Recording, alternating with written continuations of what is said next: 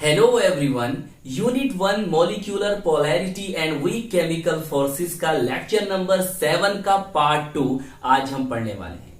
आज की इस वीडियो में हम पढ़ेंगे एप्लीकेशंस ऑफ हाइड्रोजन बॉन्डिंग।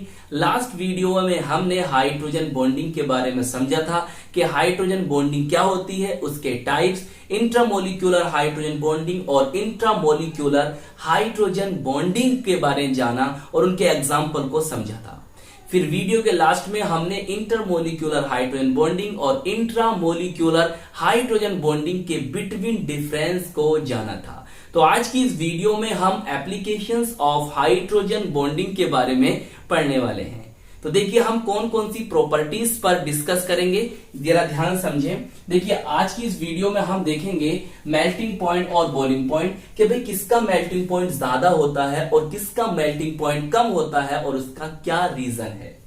हम जानेंगे सॉल्युबिलिटी के बारे में और हम जानेंगे मॉलिक्यूलर वेट के बारे में कि भाई मॉलिक्यूलर वेट पर क्या इफेक्ट है हाइड्रोजन बॉन्डिंग के आ जाने से। फिर नंबर 4 हमारी प्रॉपर्टीज होगी विस्कोसिटी एंड सरफेस टेंशन और हम जानेंगे डेंसिटी ऑफ आइस कि वाटर से आइस की डेंसिटी कम क्यों होती है, वाटर से आइस की डेंसिटी कम क्यों होती है, या हम कह सकते हैं कि आइस जो है वो वाटर के ऊपर क्यों तैरता है। फिर देखिए नंबर 6 में कुछ अदर प्रॉपर्टीज भी हैं जिन पर हम आज इस वीडियो में डिस्कस करने वाले हैं। तो चलिए फिर शुरू करते हैं आज की अपनी ये वीडियो। कॉपी पेन निकाल लीजिए और हमारे साथ फेयर बनाते हुए चलिए ब्लैक पेन से हेडिंग डालिए आप सबसे पहले एप्लीकेशंस ऑफ हाइड्रोजन बॉन्डिंग या एच बॉन्डिंग। फिर नंबर फर्स्ट लिखेंगे ब्लैक पेन से मेल्टिंग एंड बॉइलिंग पॉइंट। अब ब्लू पेन से लिखना स्टार्ट करेंगे the compounds having hydrogen bond या एच बॉन्ड बोल सकते हो, show generally high melting and boiling point. मतलब जिन कंपाउंड में हाइड्रोजन बॉन्डिंग पाई जाती है वो उन कंपाउंड के मेल्टिंग पॉइंट और बॉइलिंग पॉइंट जनरली हाई होते हैं। किनसे? जिन कंपाउंड्स में हाइड्रोजन बॉन्डिंग नहीं पाई जाती उन कंपाउंड से ज़्यादा होते हैं मेल्टिंग एंड बॉइलिंग पॉइंट उन कंपाउंड्स के जिनमें हाइड्रोजन बॉन्डिंग पाई जाती है। देखिए आगे लिखा है ड्यू टू हाइड्रोजन बॉन्डिंग, मतलब हाइड्रोजन बॉन्डिंग के कारण some extra energy is needed, कुछ एक्स्ट्रा एनर्जी की आवश्यकता होती है टू ब्रेक, तोड़ने के लिए, दीज बॉन्ड, इन बॉन्ड को तोड़ने के लिए कुछ एक्स्ट्रा एनर्जी की आवश्यकता होती है। किन बॉन्ड तोड़ने के लिए? हाइड्रोजन बॉन्ड को तोड़ने के लिए। इसीलिए इनके मेल्टिंग और बॉइलिंग पॉइंट कैसे होते हैं? हाई होते हैं। चलिए समझ में आया, इतना नोट कर लीजिए। अब ब्लैक पेन से लिखेंगे एग्जाम्पल। देखिए ग्रुप 15 है। अब देखिए यहाँ पर यह है नाइट्रोजन का हाइड्राइड और यह है फॉस्फोरस का हाइड्राइड। हम इसे बोलते हैं अमोनिया और इसे बोलते हैं फॉस्फीन। ग्रुप 15 के हैं ये एलिमेंट। क्लियर?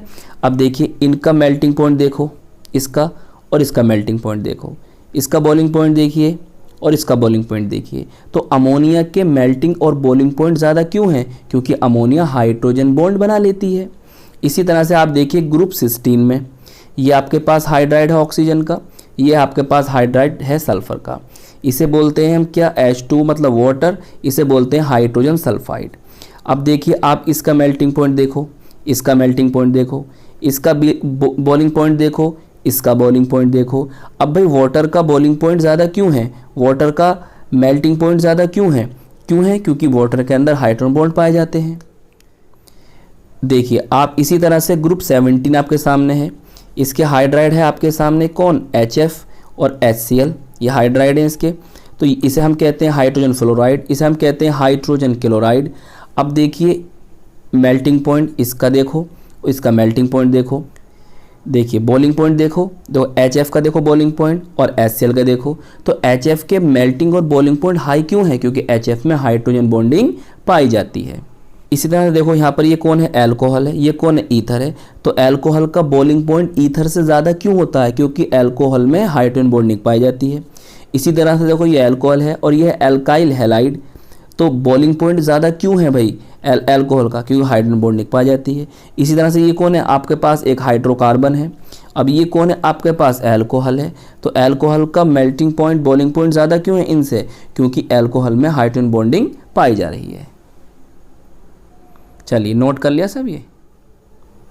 चलिए नंबर 2 हेडिंग डालिए सोल्यूबिलिटी और ब्लू पेन से लिखना स्टार्ट कीजिए। Those compound which can form hydrogen bond, वो कंपाउंड जो हाइड्रोजन बॉन्ड बना सकते हैं with water molecule, water molecule के साथ, आर सोल्यूबल इन वाटर, तो वो वाटर में सोल्यूबल होते हैं, मतलब पानी में घुलनशील होते हैं या पानी में घुल जाते हैं। एग्जाम्पल ले लेते हैं यहाँ पर, लिखेंगे example, lower alcohol are soluble in water because of hydrogen bonding. क्या कहा हमने? हमने कहा कि भाई जिन अल्कोहल के मॉलिक्यूलर वेट कम होते हैं, जिन्हें हम लोअर अल्कोहल कहते हैं, वो वाटर में सोल्यूबल हैं। क्यों सोल्यूबल हैं? क्योंकि वो हाइड्रोजन बॉन्ड बना लेते हैं, मतलब वो अल्कोहल वाटर के साथ हाइड्रोजन बॉन्ड बना लेते हैं। अब इधर ध्यान समझो भाई, ये है आपके पास क्या? अल्कोहल। अब ये कौन है आपके पास? वाटर। तो यहाँ पर इन दोनों के बीच में क्या हो रही है? हाइड्रोजन बॉन्डिंग हो रही है। क्लियर? इसी कारण लोअर अल्कोहल जो है वाटर में सोल्यूबल है। चलिए नोट करो इसे भी। इसी तरह से लिखेंगे ब्लू पेन से, इंटरमोलिक्यूलर हाइड्रोजन बॉन्डिंग इंक्रीजेस। समझो बात को, लिखा है कि इंटरमोलिक्यूलर हाइड्रोजन बॉन्डिंग इंक्रीजेस, मतलब इंटरमोलिक्यूलर हाइड्रोजन बॉन्डिंग इंक्रीजेस मतलब बढ़ाता है। क्या बढ़ाता है? सोल्यूबिलिटी को ऑफ द कंपाउंड, किसी कंपाउंड की सोल्यूबिलिटी को बढ़ाता है। कहाँ बढ़ाता है? In water. क्लियर? जबकि अगर हम बात करें intramolecular hydrogen bonding, intramolecular hydrogen bonding decreases, घटाता है। इसका मतलब ये हुआ कि इंटरमोलिक्यूलर हाइड्रोजन बॉन्डिंग किसी कंपाउंड की सोल्यूबिलिटी को वाटर में बढ़ाता है, जबकि इंट्रामोलिक्यूलर हाइड्रोजन बॉन्डिंग किसी कंपाउंड की सोल्यूबिलिटी को वाटर में घटाता है। भाई इंटरमोलिक्यूलर हाइड्रोजन बॉन्डिंग कहाँ बनते हैं? दो सेम या डिफरेंट मॉलिक्यूल्स के बिटवीन, जबकि इंट्रामोलिक्यूलर हाइड्रोजन बॉन्डिंग कहाँ होती है? विद इन ए मॉलिक्यूल, मतलब एक ही मॉलिक्यूल के अंदर जो बॉन्डिंग होती है, जो हाइड्रोजन बॉन्डिंग होती है, उसको हम इंट्रामोलिक्यूलर हाइड्रोजन बॉन्डिंग कहते हैं। चलिए इसे लिख लीजिए। इस बात को अभी हम आपको समझाते हैं बोर्ड पर। चलो नोट कर लो पहले आप आराम से पॉज करके। चलिए इसे भी नोट कर लो। नोट कर लिया? संभाल करो नोट। चलो कर लिया नोट इन सबको। चलिए अब इन बात को आप बोर्ड पर समझिए। तो देखिए ऑर्थो नाइट्रोफिनोल को आप इस तरह से बनाएं। देखिए इस तरह से बेंजीन बनाइए, बना ली। यहां पर मैंने लगाया OH, ये हो गया फिनोल। अब इसके रेस्पेक्ट में ये पोजीशन ऑर्थो है, इसके रेस्पेक्ट में ये पोजीशन ऑर्थो है। क्लियर? हमें लाना है ऑर्थो नाइट्रोफिनोल, तो हमें लगा दिया यहां पर NO2। ये हो गया हमारा ऑर्थो नाइट्रोफिनोल। या हम इस तरह से लिख सकते हैं अगर आप चाहो तो, इस तरह से आप बेंजीन बनाएं, बेंजीन बना ली, यहां पर OH लगा दो।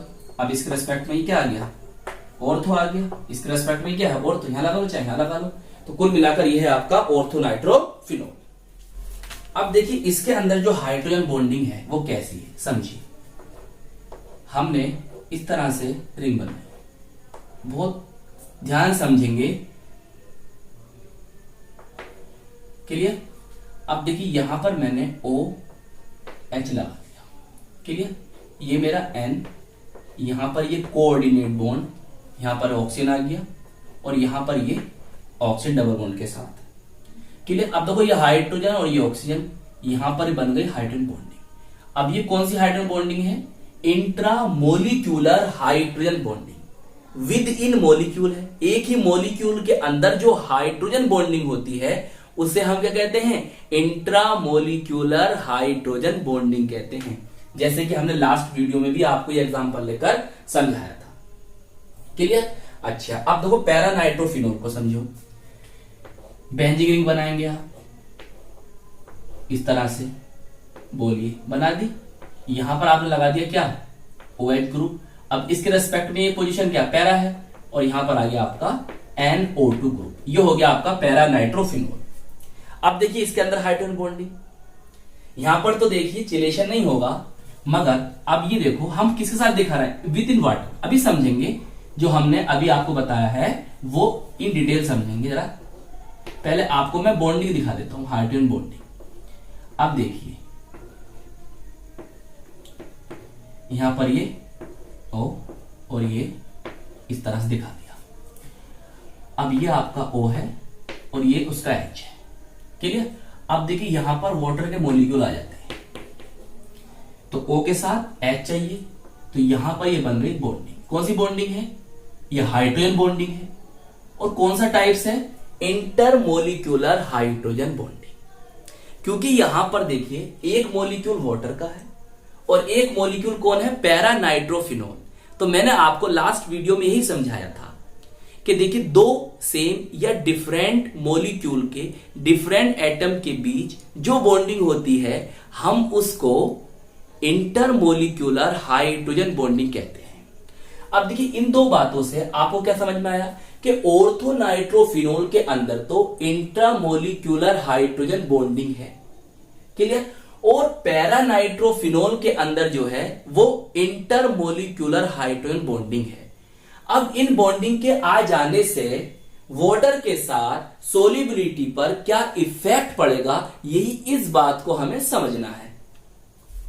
चलिए समझते हैं। अब देखिए ये वाला मॉलिक्यूल हमारा कौन सा है, ऑर्थोनाइट्रोफिनोल। अब ऑर्थोनाइट्रोफिनोल में ड्यू टू चिलेशन वो क्या सर, देखिए यहां पर क्या बन गई, 6 मेंबर रिंग बन गई। गिन लो चाहे 1 2 3 4 5 6। तो ये क्या बना, ये बना था चिलेट। और रिंग फॉर्मेशन को हम क्या कहते हैं, चिलेशन बोलते हैं।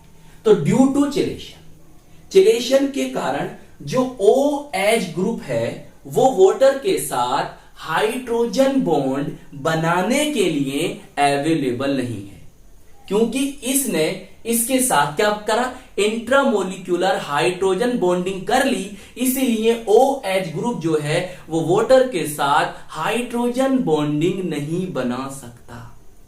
जब ये हाइड्रोजन बॉन्डिंग नहीं बना सकता तो इसकी सोलिबिलिटी क्या होगी, डिक्रीजेस होगी इन वाटर, या लो सोलिबिलिटी इन वाटर, या स्पेरिंगली सोल्यूबल इन वाटर आप बोल सकते हो, क्लियर। अब यहां देखो, यहां पर आप देख रहे हो कि जो हमारा पैरानाइट्रोफिनोल का ये OH ग्रुप है ये क्या है, अवेलेबल है। किस लिए अवेलेबल है सर, वाटर के साथ हाइड्रोजन बॉन्डिंग करने के लिए। तो देखो यहां पर इस वाले ग्रुप ने वाटर के साथ क्या कर ली, हाइड्रोजन बॉन्डिंग कर ली। तो ये वाटर के साथ क्या हुआ, एसोसिएटेड हो गया, और ये बॉन्डिंग हाइड्रोजन बॉन्डिंग का कौन सा टाइप कहलाई, इंटरमोलिक्यूलर हाइड्रोजन बॉन्डिंग। तो कुल मिलाकर बात ये आती है समझ में कि सर ऑर्थोनाइट्रोफिनोल में जो OH ग्रुप है वो ड्यू टू चिलेशन, मतलब चिलेशन के कारण वाटर के साथ हाइड्रोजन बॉन्डिंग नहीं बना पाया। जबकि पैरानाइट्रोफिनोल जो है, पैरानाइट्रोफिनोल के पास जो OH ग्रुप है वो वाटर के साथ हाइड्रोजन बॉन्डिंग बनाने में सक्सेस रहा। इसीलिए इसकी सोल्यूबिलिटी वाटर में हाई होगी और इसकी सोल्यूबिलिटी वाटर में डिक्रीजेस होगी, वाटर में कम होगी, क्लियर। अच्छा, अगर हम बात करें बॉइलिंग पॉइंट की, इन दोनों के बॉइलिंग पॉइंट की, तो देखिए इसका बॉइलिंग पॉइंट क्या होगा, हाई होगा, क्योंकि वाटर के साथ क्या कर रहा है, ये एसोसिएटेड हो रहा है। जबकि इसका बॉइलिंग पॉइंट क्या होगा सर, इसका बॉइलिंग पॉइंट क्या होगा, कम होगा। अच्छा, एक सवाल और आता है, अगर मैं कहूं कि ऑर्थोनाइट्रोफिनोल और पैरानाइट्रोफिनोल में कौन ज्यादा वोलेटाइल है, मैंने क्या कहा, ऑर्थोनाइट्रोफिनोल और पैरानाइट्रोफिनोल में कौन ज्यादा वोलेटाइल है, क्या कहा मैंने, वोलेटाइल। ले देता हूं, वोलेटाइल, बताइए कौन है। तो जिसका बीपी कम वो वोलेटाइल ज्यादा, तो इसका मतलब हमारा ये वोलेटाइल ज्यादा होगा, और जबकि ये वोलेटाइल क्या होगा, कम होगा, वोलेटाइल कम होगा, ठीक है। इसका बीपी क्या है, ज्यादा है, तो ये वोलेटाइल क्या होगा, कम होगा, जबकि इसका बीपी क्या है, कम है, और ये वोलेटाइल क्या होगा, ज्यादा। इनका रीजन, अरे सर इनका रीजन वही है, इसके अंदर इंट्रामोलिक्यूलर हाइड्रोजन बॉन्डिंग और उसके अंदर कौन सी बॉन्डिंग, इंटरमोलिक्यूलर हाइड्रोजन बॉन्डिंग। बताइए, बात समझ में आ गई? चलिए नोट कर लीजिए। चलिए हेडिंग नंबर 3 है, ब्लैक पेन से लिखेंगे मोलिक्यूलर वेट, ब्लू पेन से लिखेंगे the compounds which contain hydrogen bonding as bonding have high molecular weight because of hydrogen bonding their molecules are associated। क्या लिखा है? लिखा ये है कि जो कंपाउंड हाइड्रोजन बॉन्डिंग को रखते हैं उनके मोलिक्यूलर वेट हाई होते हैं। क्लियर? क्यों हाई होते हैं? क्योंकि हाइड्रोजन बॉन्डिंग के कारण उनके मॉलिक्यूल एसोसिएटेड हो जाते हैं, उनके मॉलिक्यूल आपस में जुड़ जाते हैं हाइड्रोजन बॉन्डिंग के कारण। चलिए इस बात को भी जल्दी से नोट करिए, फिर एग्जाम्पल देखेंगे। चलिए ब्लैक पेन से लिखेंगे एग्जाम्पल और ब्लू पेन से लिखेंगे ये CH3COOH acetic acid is present in the form of dimer due to hydrogen bonding.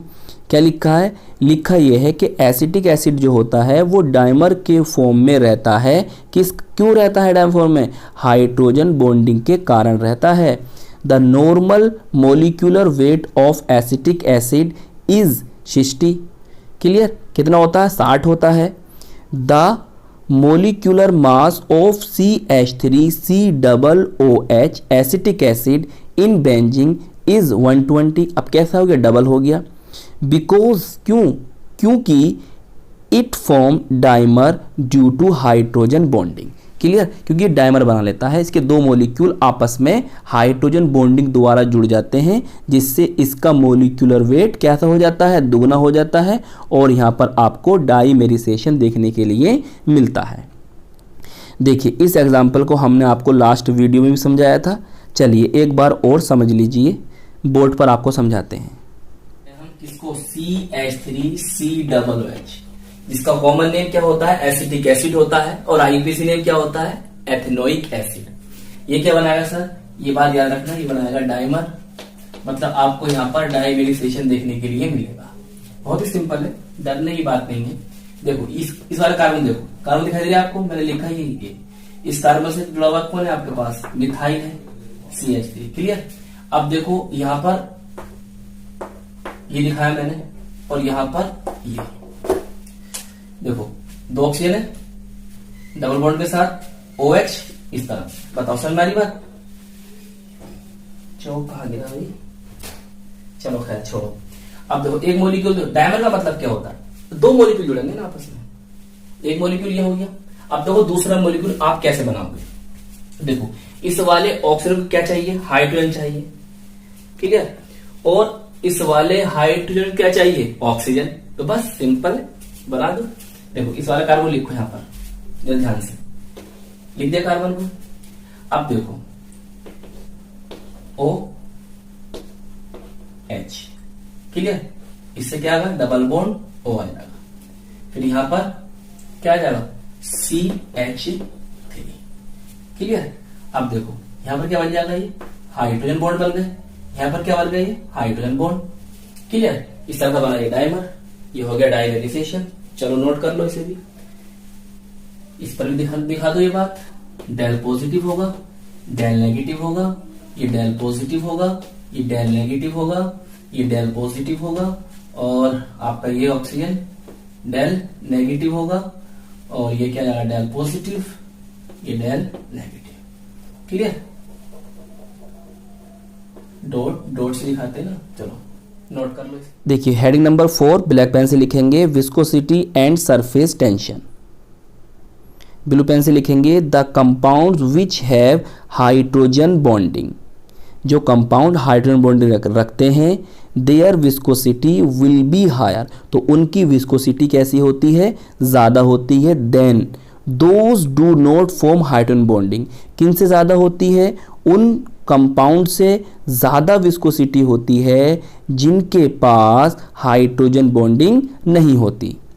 फिर आगे लिखा है विस्कोसिटी इंक्रीजेज, विस्कोसिटी बढ़ती है with increases as hydrogen bonding. जिस तरह से जैसे जैसे हाइड्रोजन बॉन्डिंग बढ़ती है वैसे वैसे विस्कोसिटी भी इंक्रीजेज होती है, विस्कोसिटी भी बढ़ती है। तो आप इस तरह से याद रख लें, विस्कोसिटी जो है प्रोपोर्शनल टू हाइड्रोजन बॉन्डिंग। इसका मतलब यही हुआ कि विस्कोसिटी बढ़ेगी तो हाइड्रोजन बॉन्डिंग बढ़ेगी, या ऐसे कह लो जैसे जैसे हाइड्रोजन बॉन्डिंग बढ़ती चली जाएगी वैसे वैसे विस्कोसिटी बढ़ती चली जाएगी। फिर देखिए नीचे लिखा है the substance which contain hydrogen bonding have higher viscosity and high surface tension.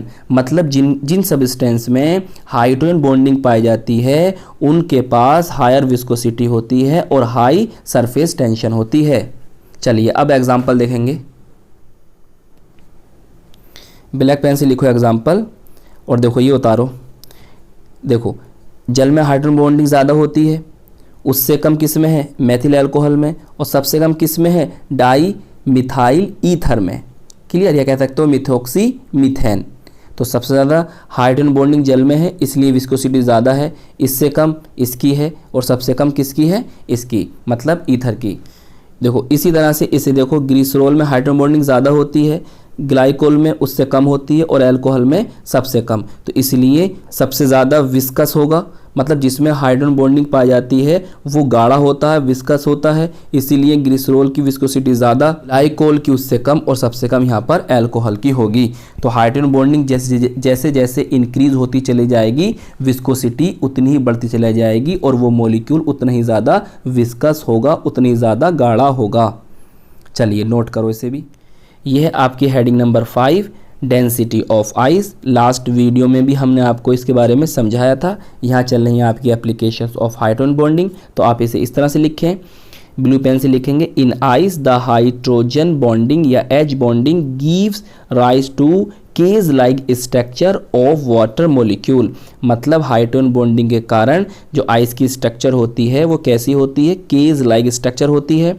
फिर आगे लिखेंगे, each water molecule is link, प्रति एक वाटर मोलिक्यूल जो होता है वो जुड़ा हुआ होता है tetrahedrally to 4 other water molecule, 4 अन्य वाटर मोलिक्यूल के साथ। ड्यू टू दिस स्ट्रक्चर, इस स्ट्रक्चर के कारण ice has lower density than water. इसी स्ट्रक्चर के कारण आइस की जो होती है डेंसिटी वाटर से कम होती है। दैट इज़ वाई, यही कारण है कि ice floats on the water, कि आइस जो होता है वो वाटर की सतह पर तैरता है। अब इसको आप अगर यहाँ पर बना दीजिए। चलिए ये हम लास्ट वीडियो में आपको समझा चुके थे, एक बार और यहाँ पर समझ लीजिए।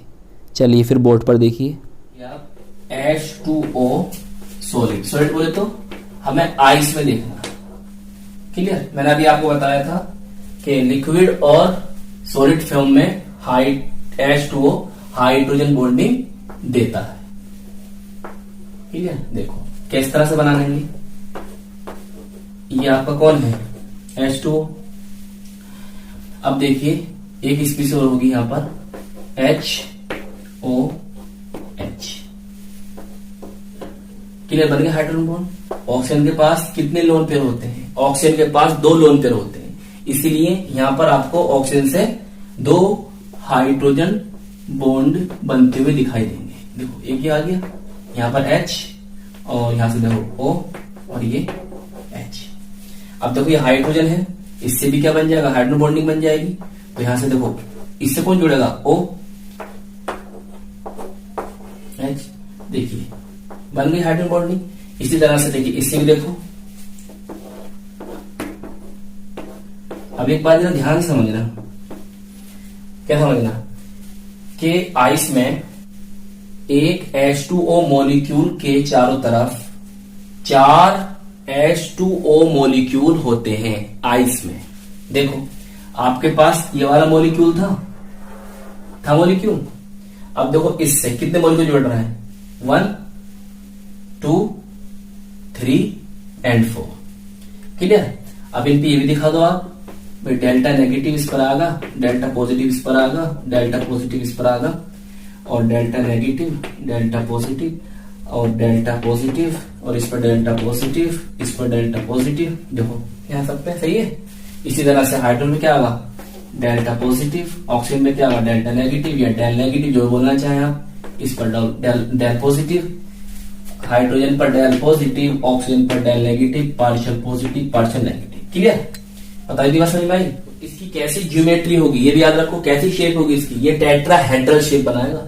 तो आपने जाना कि आइस में जो H2O का एक मॉलिक्यूल होता है उसके चारों तरफ कितने मॉलिक्यूल होते हैं? 4 मॉलिक्यूल होते हैं। अब कुछ बातें और जानो इसके बारे में। देखो ऑक्सीजन जो है, ऑक्सीजन 2 कोवेलेंट बॉन्ड जुड़ा है आइस के अंदर और 2 हाइड्रोजन बॉन्ड जुड़ा हुआ है। क्लियर? अब हम क्या जानते हैं? हम जानते हैं कि जो आइस की डेंसिटी होती है, किसकी डेंसिटी? आइस की डेंसिटी, किसकी? आइस की, वो वाटर से क्या होती है? कम होती है। इसीलिए आइस जो होता है वो वाटर के ऊपर तैरता है, क्योंकि आइस की जो स्ट्रक्चर बनी है, देखो यहां पर ये क्या बन है, यहां पर ये क्या बनना है, यहां पर ये क्या बनेंगे, यहां पर ये क्या बनेंगे, यहां पर ये केज लाइक स्ट्रक्चर बनेगी। मतलब आइस की जो स्ट्रक्चर होती है वो पिंजरेनुमा संरचना होती है, केज लाइक स्ट्रक्चर होती है। ये जो प्लेस आप देख रहे हो ये वैकेंट प्लेस है, या कह दो ये वॉइड बन गए, खाली स्थान बन गए, इसीलिए यहां पर जो है वाटर के मॉलिक्यूल नहीं है, तो ये वैकेंट प्लेस है, तो इसकी डेंसिटी कम हो जाती है इसीलिए। मगर वॉल्यूम की अगर हम बात करें तो आइस का जो वॉल्यूम होगा वो जल से H2O से ज्यादा होगा। क्लियर? तो ये जानो तुमने आइस के बारे में, बॉन्डिंग बनाने सीख लेंगे। अरे बहुत सिंपल है सर, देखो ऐसे याद रखना भाई, पहला आप ये बना दो H2O, बना दिया H2O, तो O से 2 जुड़ेंगे। O को क्या चाहिए? देखिए O को क्या चाहिए? H चाहिए, और H को क्या चाहिए? O चाहिए, बस बना दो। देखो O को क्या चाहिए? H, अब H को क्या चाहिए? O। जल का फॉर्मूला तब आपको याद है ही, H2O होता है, सिंपल बॉन्डिंग। चलो नोट करो इसे भी, इस पर और बना दो आप डेल्टा नेगेटिव। चलो नोट करो। चलिए हेडिंग नंबर आपकी 6 है, ब्लैक पेन से लिखेंगे existence of KHF2। It exist in K positive HF2 negative form due to hydrogen bonding. ये बात कह रहे हैं कि जो हमारा KHF2 है वो K पॉजिटिव HF2 नेगेटिव के रूप में एग्जिस्ट में रहता है। क्यों रहता है? हाइड्रोजन बॉन्डिंग के कारण। इसी तरह से देखिए आगे लिखा है HF is exist in the form of H2F2 because of hydrogen bonding. यहाँ पर ये बात लिखी है जो HF है वो H2F2 के रूप में एग्जिस्ट में रहता है हाइड्रोजन बॉन्डिंग के कारण। देखिए यहाँ समझिए, यह है आपका HF। अब हाइड्रोजन बॉन्डिंग के कारण ये कैसे रहता है? H2F2 में रहता है, और जब ये डिसोसिएटेड होता है तो इस तरह से होता है H positive HF2 negative. Clear? अब देखिए ये जो आप देख रहे हो H पॉजिटिव, इसको रिप्लेस कर देता है कौन? K positive ion. तो ये क्या बन जाता है? ये बन जाता है ये K पॉजिटिव HF2 नेगेटिव। जैसे अभी मैंने आपको यहाँ पर अभी आपको मैंने बताया था नहीं बताया था? इस तरह से बात समझ में आई? अच्छा अब देखिए आगे लिखा है वाइल, जबकि HCl HBr and HI have no hydrogen bonding, क्योंकि HCl HBr और HI जो हैं वो हाइड्रोजन बॉन्डिंग नहीं बनाते। तो and KHCl2 KHBr2 and KHI2 do not exist. बात समझ में आई? देखिए बात समझ में आई। अगर मैं आपसे कहूं कि भाई KHF2 जो है वो तो एग्जिस्ट में होता है KHF2, जबकि KHCl2 KHBr2 KHI2 का एग्जिस्ट क्यों नहीं होता? यूं नहीं होता क्योंकि HCl HBr और HI जो है वो हाइड्रोजन बॉन्डिंग नहीं बनाते, जबकि HF जो है वो हाइड्रोजन बॉन्डिंग बनाता है। इसीलिए KHF2 का तो अस्तित्व एग्जिस्टेंस होता है, जबकि KHCl2 KHBr2 और KHI2 का एग्जिस्ट नहीं होता है। क्लियर? तो आपसे अगर इस तरह से सवाल पूछे कि भाई KHF2 का तो एग्जिस्टेंस है जबकि KHCl2 KHBr2 KHI2 का नहीं है, क्यों नहीं है? तो आप इसी बात को लिख देना। चलिए नोट कर लीजिए, आगे चलते हैं।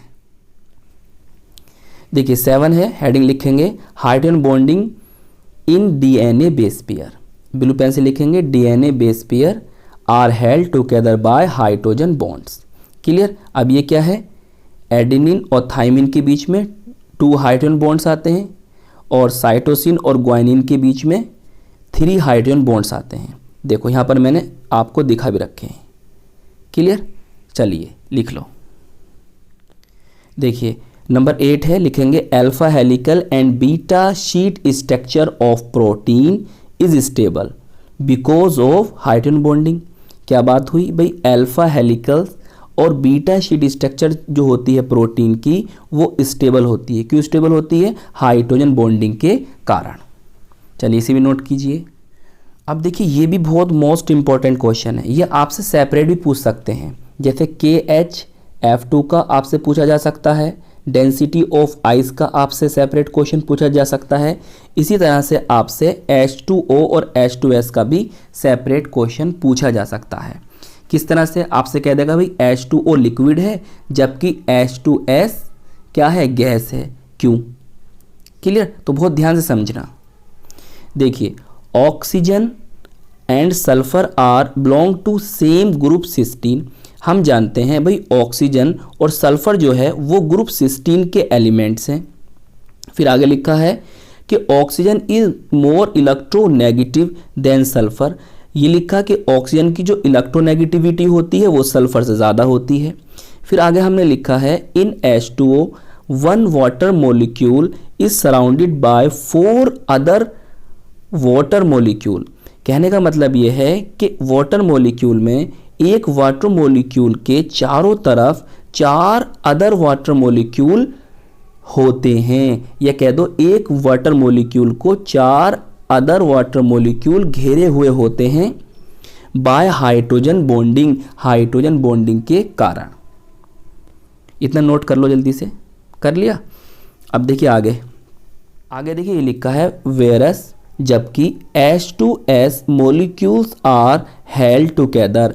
ये लिखा है कि H2S मोलिक्यूल जो होता है held together by weak van der Waals forces of attraction.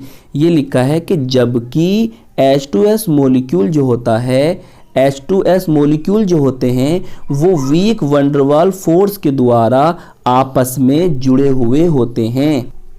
H2S does not undergo hydrogen bonding.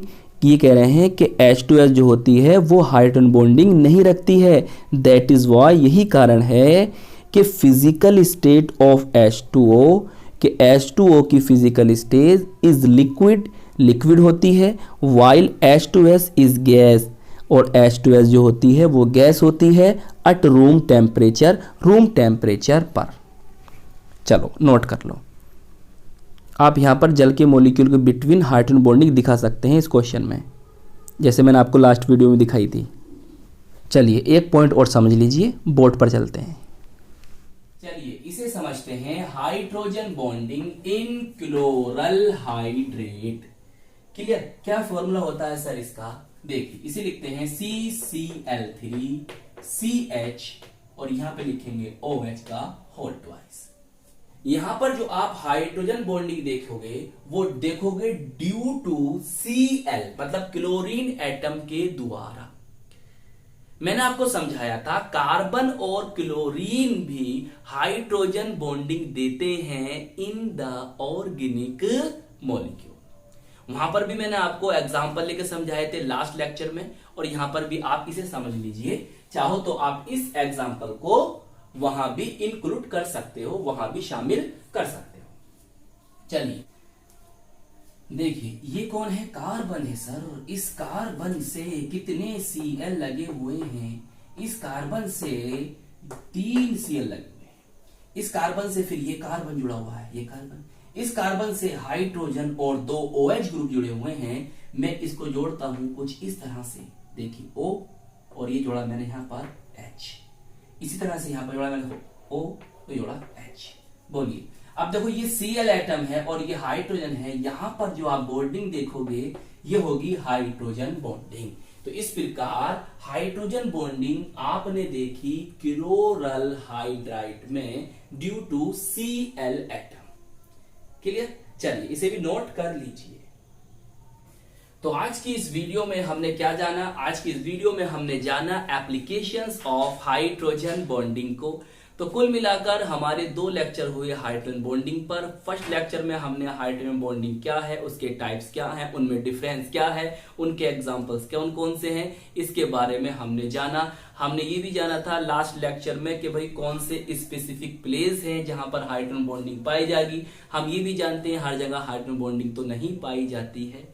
वो कौन से पार्टिकुलर प्लेस हैं, वो कौन से स्पेसिफिक प्लेस हैं जहां पर हाइड्रोजन बॉन्डिंग पाई जाएगी। तो लास्ट लेक्चर में ये भी जाना था। और आज केवल और केवल हमने एप्लीकेशंस ऑफ हाइड्रोजन बॉन्डिंग को समझा। तो कुल मिलाकर 2 लेक्चर आपको दिए गए हैं और यहां पर ये हो जाते हैं कंप्लीट। नेक्स्ट लेक्चर हमारा होगा वंडरवाल फोर्सेस पर। तो वंडरवाल फोर्सेस पर केवल 1 लेक्चर तो आगा नहीं, छोटा मोटा टॉपिक नहीं है, बहुत बड़ा टॉपिक है। इसीलिए आपको 1 से ज्यादा लेक्चर प्रोवाइड किए जाएंगे वंडरवाल फोर्सेस पर। तो इसी प्रकार से आप खूब मेहनत से पढ़ाई करते रहिए और अपना सुंदर सा प्यारा सा नोट्स बनाते रहिए। हम मिलेंगे आपको इसकी नेक्स्ट वीडियो में। All the very best.